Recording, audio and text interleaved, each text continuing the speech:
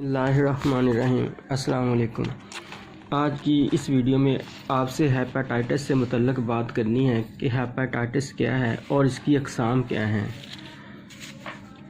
تو سب سے پہلے آپ کو بتاتے ہیں کہ ہیپاٹائٹس ایک ڈیزیز ہے جس کا مطلب ہے انفلیمیشن آف لیور، یعنی انفلیمیشن اسے کہتے ہیں جب آپ کے کسی اسپیسیفک ایریا میں کوئی انفیکشن ہو جاتا ہے یا کوئی انجری ہو جاتی ہے یا اریٹیشن ہو جاتی ہے یا الرجی ہو جاتی ہے یا وہاں پر آپ کے ٹیشو ری ایکشن کرتے ہیں یا وہ ڈسٹرائے ہو جاتے ہیں یا وہ فائٹ بیک کرتے ہیں، انفیکشن ہو تو اس ایریا میں سویلنگ ہو جاتی ہے، سوجن ہو جاتی ہے، ریڈنس ہو جاتی ہے، پین ہو جاتی ہے۔ اس کنڈیشن کو انفلیمیشن کہتے ہیں۔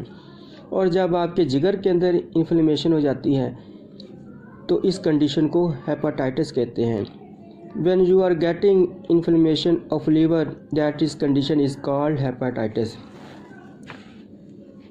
ہیپاٹائٹس کی اس ڈیفینیشن سے بخوبی آپ کو علم ہو گیا ہوگا، یعنی اردو میں اسے یرکان کہتے ہیں، کالا یرکان، پیلا یرکان وغیرہ۔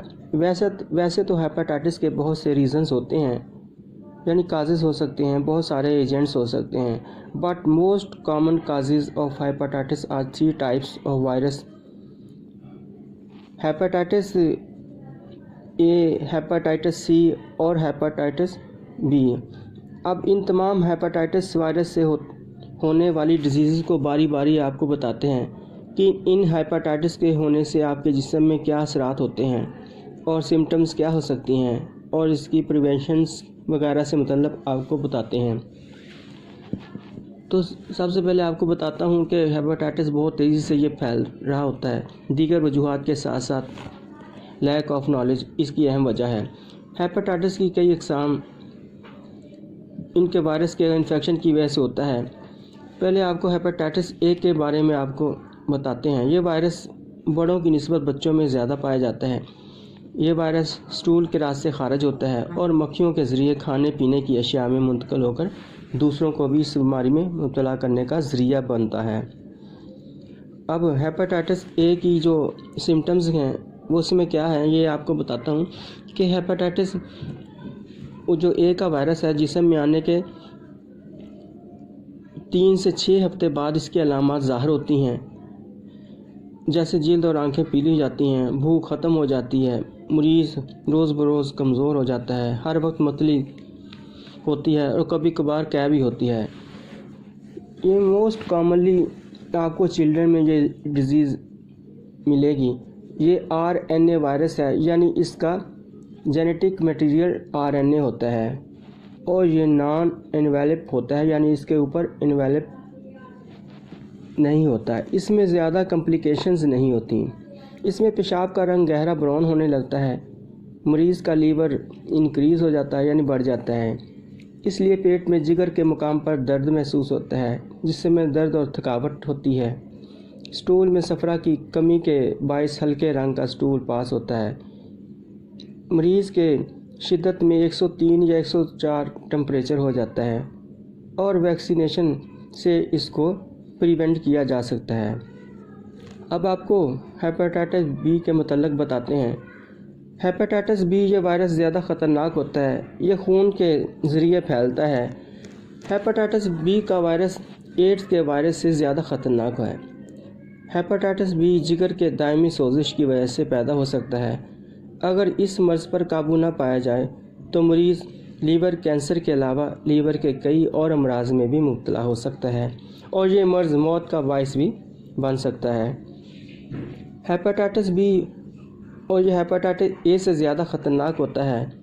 یہ مچھر اور دوسرے انسیکٹس اور اس کے علاوہ ہیپاٹائٹس کے مریض کی استعمال شدہ سرنج، مریض کے تھوک، آنسو اور مرد عورت کے جسم سے نکلنے والی مخصوص رطوبتوں سے صحت مند افراد میں اور حاملہ خواتین کے ذریعے ہونے والے بچے میں بھی یہ مرض پھیل سکتا ہے۔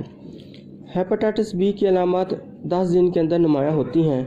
جلد اور آنکھوں کے سفیدی اور پیشاب کا پیلا ہونا، بھوک میں شدت کی کمی یعنی بھوک بہت حد تک کم ہو جاتی ہے، قے اور متلی کی شکایت، جسم میں درد اور سستی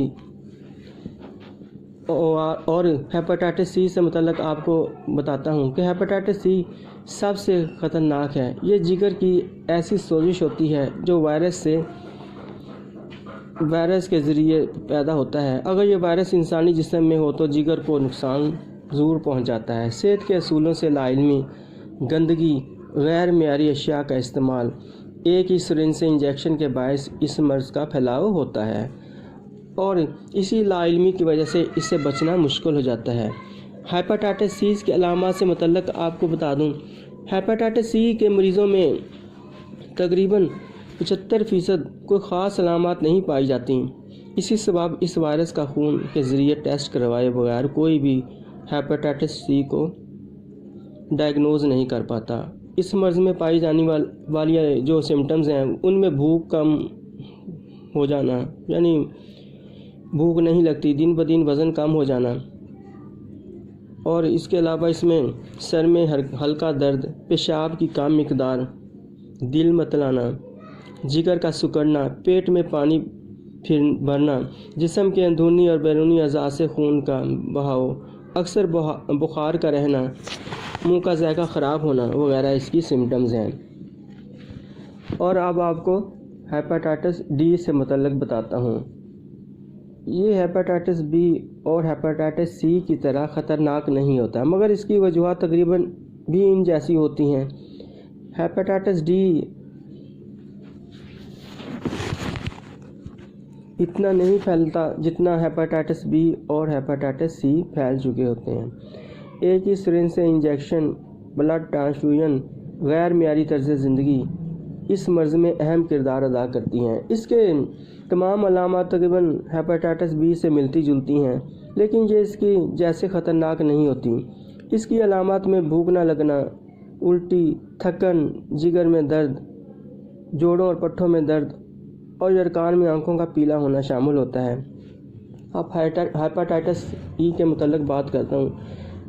ہیپاٹائٹس جو ای ہے، یہ ہیپاٹائٹس کی یہ قسم زیادہ خطرناک تو نہیں ہوتی، بچے اس مرض میں کم ہی افیکٹ ہوتے ہیں، لیکن اس مرض کا اٹیک حاملہ خواتین پر اگر ہو جائے تو ان کی موت واقع ہو سکتی ہے۔ ہیپاٹائٹس ای کی علامات یہ ہیں: رنگت پیلی ہونا، تھکاوٹ، بھوک کی کمی، جسم پر خارش، چھاتیوں اور جگر کا سائز بڑھنا، پیٹ میں ہلکا درد، سر میں مسلسل درد، زبان پر پیلی یا سفید تہ اور ہر وقت ہلکا بخار اس میں رہتا ہے۔ مریض کو میڈیسن کے استعمال کے ساتھ ساتھ جو آپ نے اس میں احتیاط کرنی ہوتی ہے، اس میں مریض کو صفائی کا خاص خیال رکھیں۔ جہاں ہیپاٹائٹس کا مریض ہو تو کھانے پینے کے اشیاء اور برتنوں کو کھلا نہ رکھیں۔ مریض کے برتن اور دیگر اشیاء بالکل الگ اور صاف رکھیں۔ مریض رفع حاجت کے بعد یعنی ٹوائلٹ سے فارغ ہونے کے بعد اچھی طرح ہاتھ دھوئیں۔ مریض کے خون اور جسمانی رطوبتوں کو اچھی طرح سے تلف کر دیں۔ اس کے علاوہ ہیپاٹائٹس کے مریضوں کے جنسی فعل غیر معمولی ہو سکتے ہیں، انہیں اس سے بچنا چاہیے۔ ٹوتھ برش کا استعمال ہمیشہ الگ سے اور احتیاط سے کرنا چاہیے۔ ناک، کان چھدوانے اور حجامت، کٹنگ اور شیو وغیرہ بنوانے میں احتیاط کریں۔ کھٹی، ترش، چکنی اور مرچ مسالہ والی اشیاء سے پرہیز کرنا چاہیے، کیونکہ مکمل طور پر احتیاط پر عمل پیرا ہو کر مرض سے کافی حد تک بچا جا سکتا ہے، کیونکہ احتیاط علاج سے بہتر ہے۔ اس لیے مثبت سوچ، صحت کے اصولوں پر عمل اور صاف ستھری زندگی گزاریں۔ آپ کو بتاتا چلوں کہ تقریباً تمام قسم کے ہیپاٹائٹس کے سمٹمز تقریباً سملر ہوتے ہیں۔ اس میں آپ کو یورین ڈارک ہو سکتا ہے، معدے میں درد ہوتا ہے، یلو سکن اینڈ آئی وائٹ یعنی آنکھوں کی سفیدی پیلی پڑ جاتی ہے، اور تھکاوٹ یعنی فٹیگ محسوس ہوتی ہے۔ اس کے علاوہ آلموسٹ کامنلی سمٹمز ہوتی ہیں۔ ان علامات کے محسوس ہونے سے آپ کو اپنا ٹیسٹ کروا لینا چاہیے۔ اور آخر میں آپ کو اس کی پریونشن سے متعلق آپ کو بتا دوں کہ بہت زیادہ صفائی ستھرائی کا خیال رکھیے، گندگی اور گندی جگہ سے اپنے آپ کو بچائیے۔ ٹوائلٹ میں جانے کے بعد اچھی طریقے سے ہاتھ دھوئیے، اور کھانا کھانے سے قبل یقینی طور پر ہاتھ دھونے کو معمول بنا لیجیے۔ Follow Islamic principles specially about sexual contact. So liver is the most vital and lot of big organ inside your body. آپ کو علم ہونا چاہیے کہ 500 سے زیادہ فنکشن لیور آپ کی باڈی میں پرفارم کر رہا ہوتا ہے، کیونکہ اسٹامک سے خون لیور کے راستے پوری باڈی یعنی ہارٹ تک جاتا ہے، پھر آگے پوری باڈی میں سپریڈ ہوتا ہے، اس لیے بہت زیادہ جگر کے وائٹل اور امپورٹنٹ فنکشنز ہوتے ہیں۔ تو امید کرتا ہوں کہ ہیپاٹائٹس اور اس کی اقسام سے متعلق یہ انفارمیشن ویڈیو آپ کو ضرور پسند آئی ہوگی، اس لیے ہر لحاظ سے اپنی صحت کا خیال رکھیے اور صحت کے بہترین پرنسپلز کو اڈاپٹ کیجیے۔ اللہ حافظ۔